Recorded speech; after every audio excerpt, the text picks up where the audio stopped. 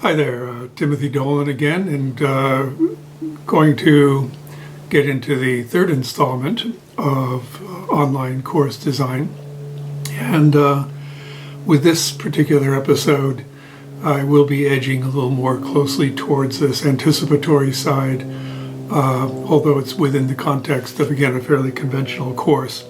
This one happens to be an upper division course in an introductory public administration. So for me, this lends itself very well to foresight and future studies.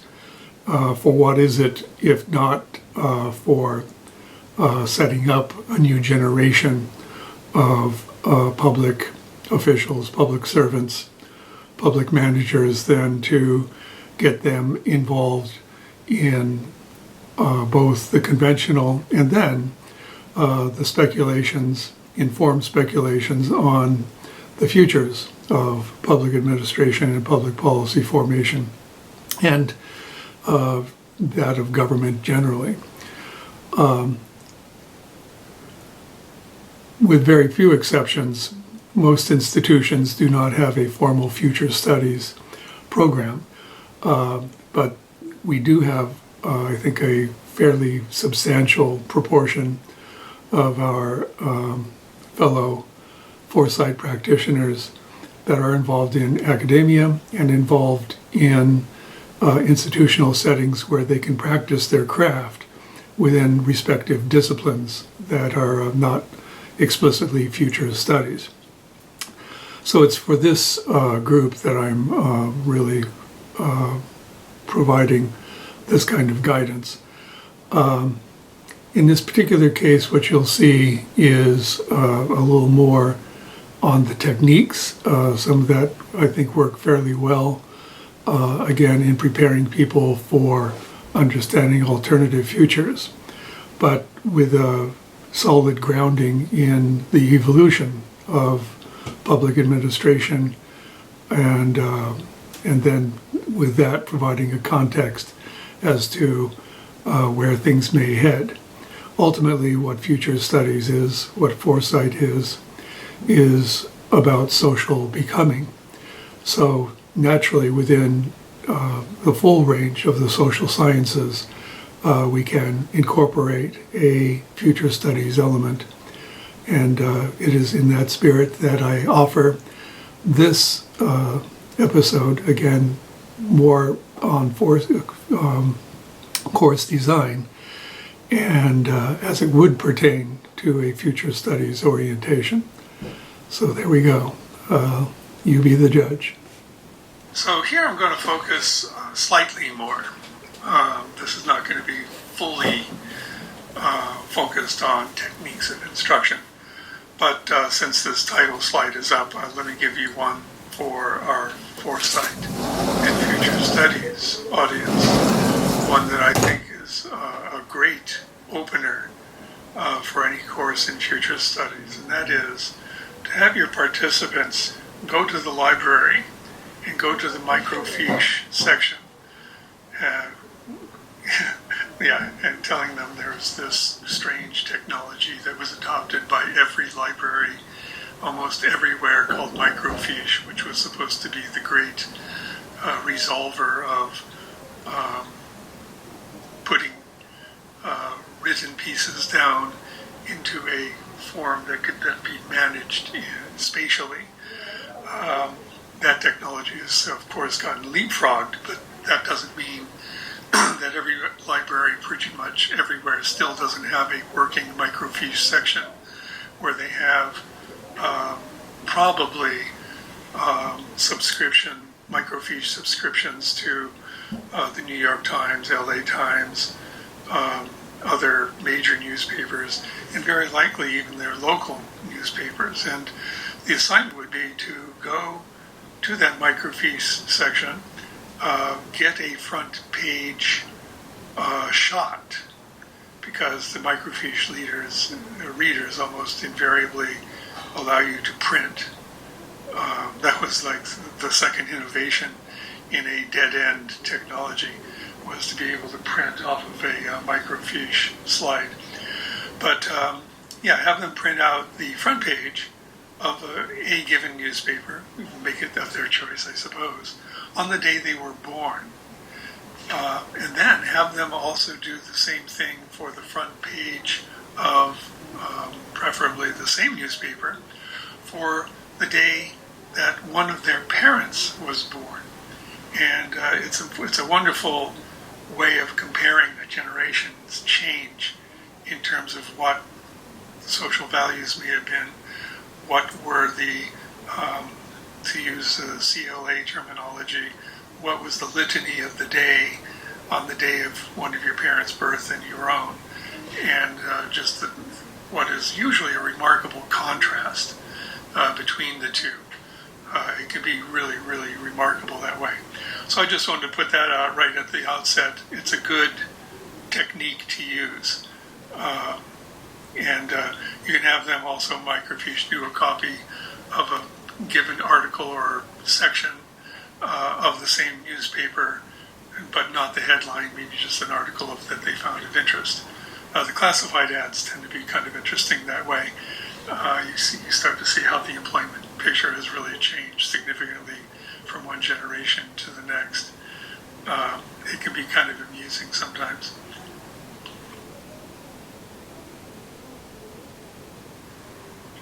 So another key, and again, maybe mundane, very conventional instructional technique is the dialogical, but one that I think has a great deal of merit to it in terms of engagement, that you can get your participants to ask those key questions. So in the case of this model that I'm providing you here, which is an introductory course in public administration, this was an upper division, so happened to be an undergraduate course at Texas A&M International University. But the course, because it's an introductory course, you have to immediately begin to equip your participants with the proper understandings of, again, those basic elements. So in this case, we went into what is public administration, right? What is public administration and public affairs? So you can engage on this, have them word associate. Public administration, well, it's associated with government. Well, what is government? Well, government, let's see, it contains the word govern. What does govern mean? Well, it means to control. So you can get into that control aspect, the social control aspect that is associated with public administration. And of course that leads to other questions down the line. This one works well with a mind map, by the way. You can put up the, right in the central box, public administration, and then the word associations can branch off from there, and you can build yourself an interesting little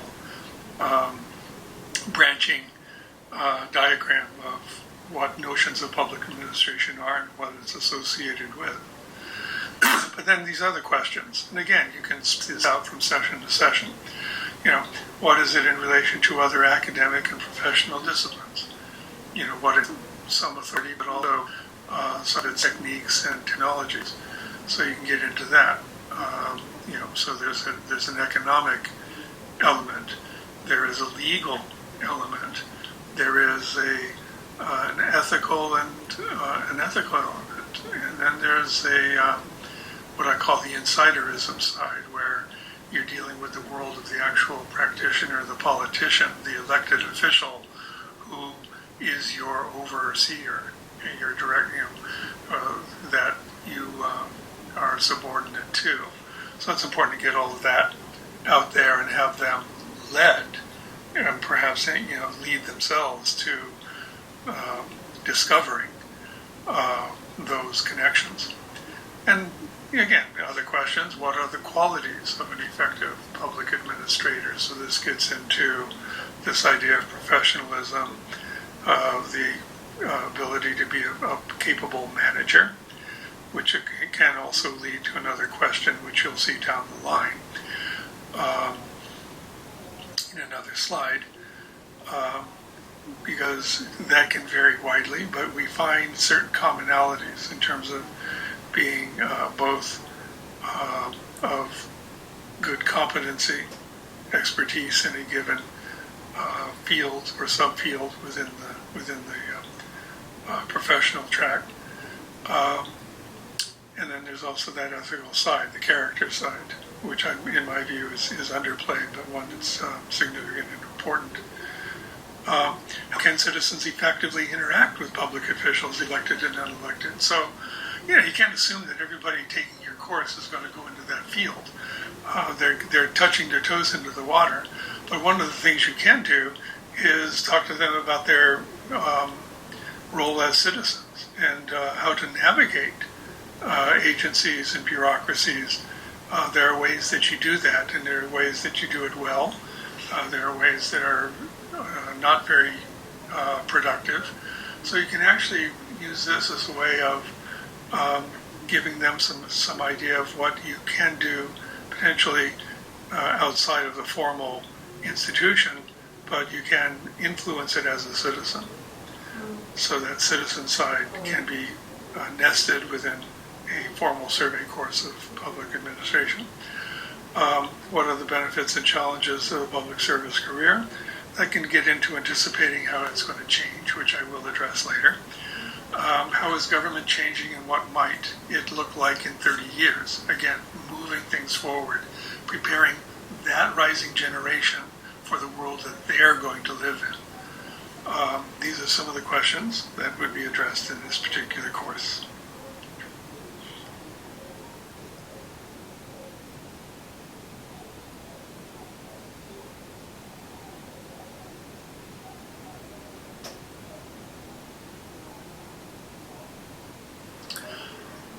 Again, tried and true elements in particularly within any discipline, social science, and I would say most disciplines, is this historical context. So we can do that again in this particular course, which dealt with public administration, which is legitimately a futures-oriented professional field, or at least it certainly should be. You get into historical elements. So you should have an understanding of the evolution of contemporary public administration. It didn't spring fully formed into the bureaucratic agency conglomeration that it is now. It is evolved from other roots, and knowing and appreciating those early influences on public administration, leading, with that, to me, a key dividing line being the break into the Enlightenment period, this idea of rational human governance, as opposed to the more theocratic forms that were often reverted to prior to the Enlightenment. But move through this, give them an idea. I'm not one to have them do readings from, say, necessarily a cavalcade of key historical figures. I would rather do it in more along the lines of historical process and how that process moved societies into certain directions to form the institutions that we have now, but also with an eye towards how they're likely to be changing as we move through this accelerating historical process.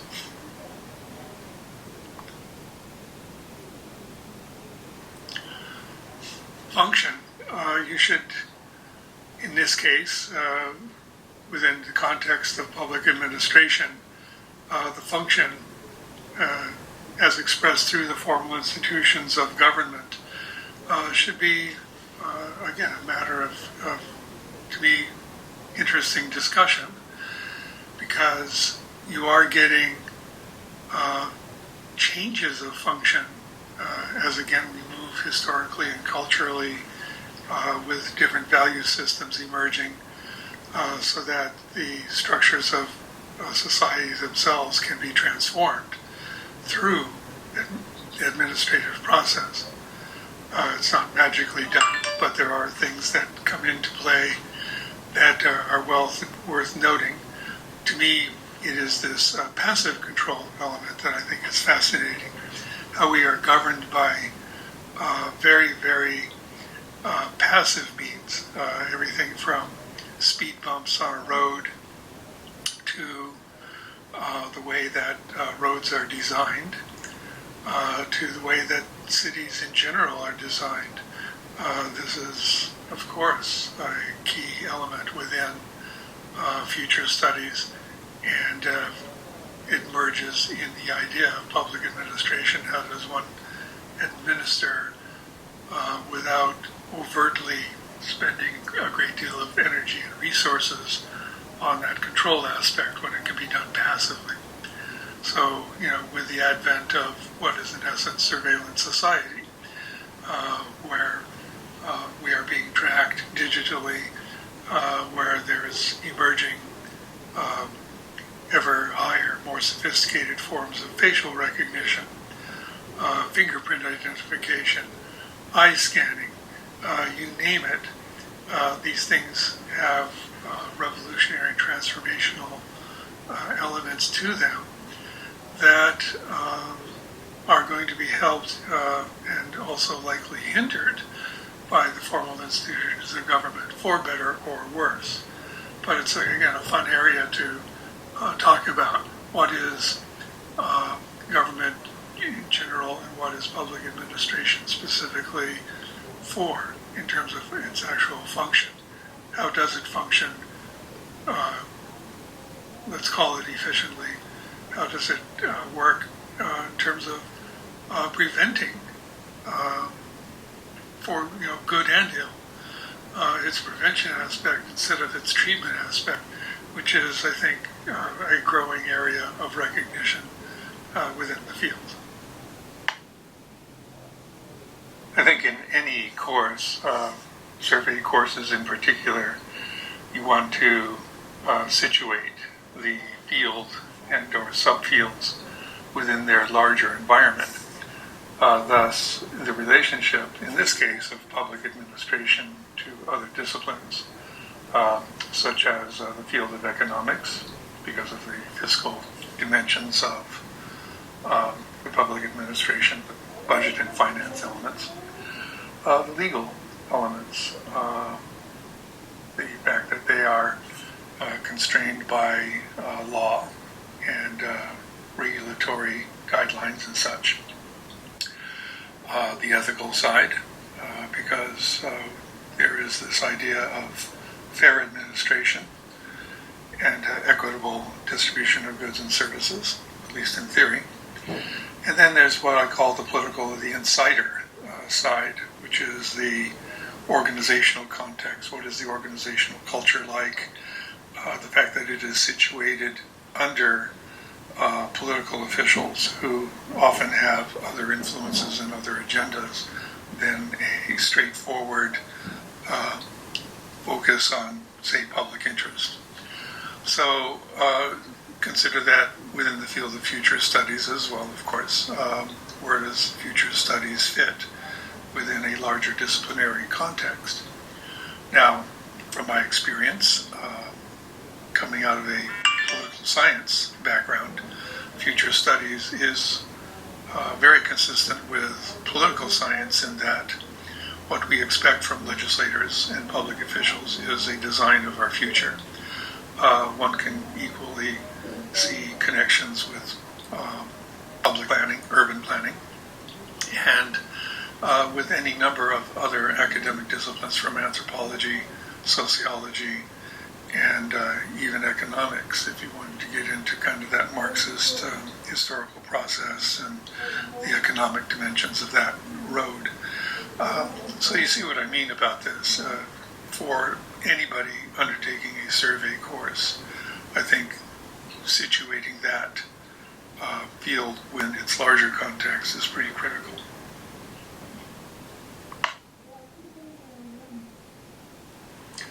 Alongside the situating of any given discipline within its larger context is the idea of the limitations that are implicit, sometimes explicit, within a discipline. So again, with a survey course, it's good to discuss the context and the constraints that shape, in this case, the world of public administration. But the field of future studies also has limitations, and it's important to consider those. I refer to Jim Dator's first law of future studies, which is that the future cannot be predicted because the future does not exist. And that in itself, the idea of predictability is an important limitation within the field, and it's a good one to understand going in. So it is in public administration and any other discipline and specialization within such discipline that they provide tools, they provide techniques, they provide orientations, and perhaps ideals, but they are almost always constrained. In the case of public administration, you have political oversight, which tends to be, to a greater or lesser extent, popularly mandated, or constituent mandated, with an understanding that constituencies and people are two different things. So this becomes a limitation within the field of public administration. I think we're getting many examples of that currently, but I leave that up for, again, a more open-ended discussion in a classroom context. It's a good technique. It's important to have that recognition sooner than later in any given course, particularly a survey course. So one area, again, within the field of public administration, but can be generalized, is the making of connections, being able to take an entity and connect it to the lives of the participants themselves. So they do, in fact, understand the relationship between public administrators and citizens in their various roles, either in the distributive role, the enforcement role, or in the role of regulatory entities. And this, I think, is a great orientation for those within a survey course. It helps to clarify the role. People, as I mentioned before, are not necessarily going to be finding themselves as recruits into a public agency having taken such a course. But those who have taken this course are going to have a very clear understanding of what those connections are. And that could be a very useful basis for, again, a true exercise of citizenship.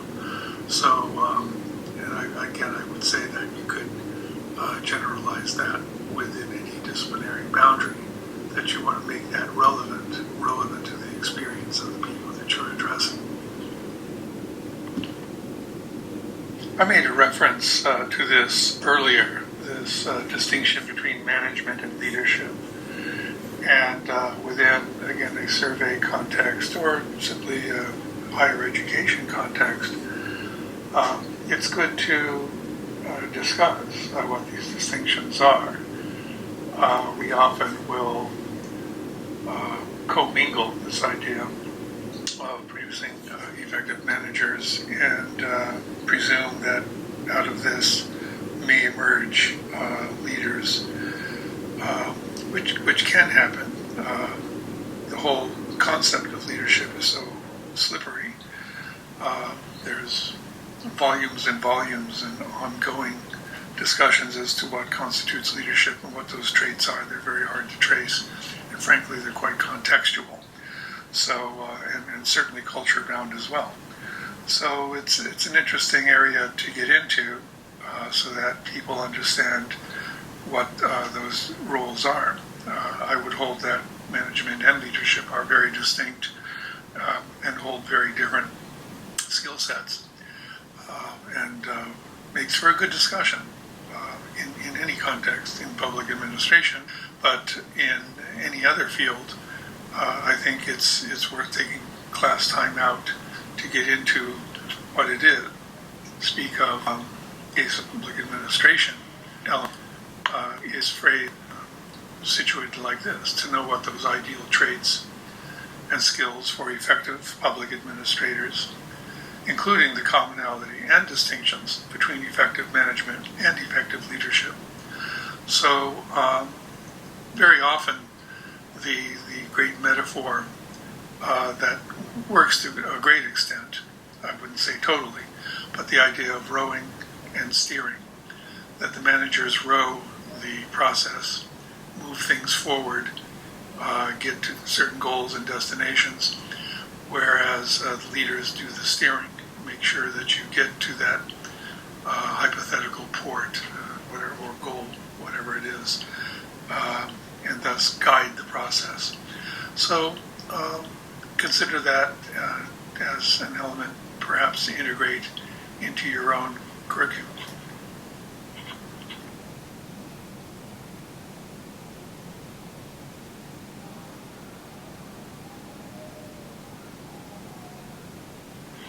The idea of anticipation is integral to professionalism and professional practice, and dovetails fairly nicely within that foresight context that can be applied in any other disciplinary and organizational setting. So one of the ways to phrase it, again within the context of this model public administration survey course, is to have the capacity to anticipate technological impacts on contemporary government, especially regarding citizen access, accountability, and transparency. So here we're fairly well focused on this idea of, and it's a contemporary idea, I should say, that I've written articles on, and including a book chapter on e-government, which is a very explicit reference to this idea of technological impact and the heightened ability of citizens to interact with government without having to travel great distances. I've done a great deal of work in the area of assessing e-government sites. I did an unpublished study of 25 state e-government capacities and found some interesting stuff. There's actually well-developed, among state governments, a well-developed e-government capability. Surprisingly, for me, southern states have really good models. The worst of the 25 states that I did survey happened to be the state of Nevada. Now, that was a few years ago. Maybe they've gotten better, but they had a terrible site. So these things are worth exploring. It's a good one. Again, you're looking at preparing your participants for the worlds that they're going to be living in, and hopefully both participating in and leading. So being able to anticipate change and recognize worthwhile innovation as opposed to fashion and fad, I think is useful, as well as the anticipation of the unintended consequences that can come from innovation. So these are, again, areas that should be actively discussed in any discipline, in this case public administration, but one that can be incorporated in any number of other disciplines. I'm going to wrap this up with what I regard as a fine example of anticipating organizational change, both within a public administration, but in any larger organizational context, and and this expands to a cultural dimension as well. And that is this concept of adhocracy. I wrote several years ago a published piece on adhocracy. Turned out to be my most read piece according to ResearchGate. I'm well over 1,000 reads on this particular article. And it has to do with what we've now come to somewhat regard as the gig economy, or this idea of project-based organizational design, where we assemble, think of it, for example, with a construction project. You assemble your teams at different phases of construction. You bring in the people who are going to grade the site, lay the foundation, pour the initial concrete, and then you bring in perhaps your metal people or whatever material you're using in the construction process, and then later are scheduled in the electricians and the plumbers, and then the finishing workers, the drywallers, and other folks that are doing all of that finishing work, the cabinet makers or what have you, depending upon the type of structure being built. But they come and go. They assemble and then they disperse. And then they are available for the next scheduled project. And so this idea of adhocracy can be applied to government as well. Institutions have had this long-standing problem of holding on to what are in essence legacy functions that have less and less relevance but are held institutionally because they're very hard to jettison. With the adhocratic model, it is very conceivable that even government employees can be brought in and then let go as needed and as no longer required. Think about disaster relief. Think about firefighting. The volunteer fire department, of course, is one example of that. But in this age of climate change and more intense weather disasters and fire events, we have now an increased adhocratic cadre that is out there, and it's good to think about that. So that's one innovation, a very specific one that could be brought in to a classroom context. So I offer that as a good example. You're, of course, free to come up with others as you wish, but this one I think is worth looking at from a foresight perspective and how it's applied to organizations generally. As I said, the gig economy is perhaps most prominent now of that model. I want to conclude with, well, let me kind of outline this real quick. So again, you have to know what adhocracy is, how it works as an alternative to conventional government organizations. So let me wrap this up with an invitation again to colleagues for consideration and comment. I always welcome the feedback, and I do hope to see contributions and further elaborations on some of these themes. Thanks for checking this out. Much appreciated. And until next time, which will be soon,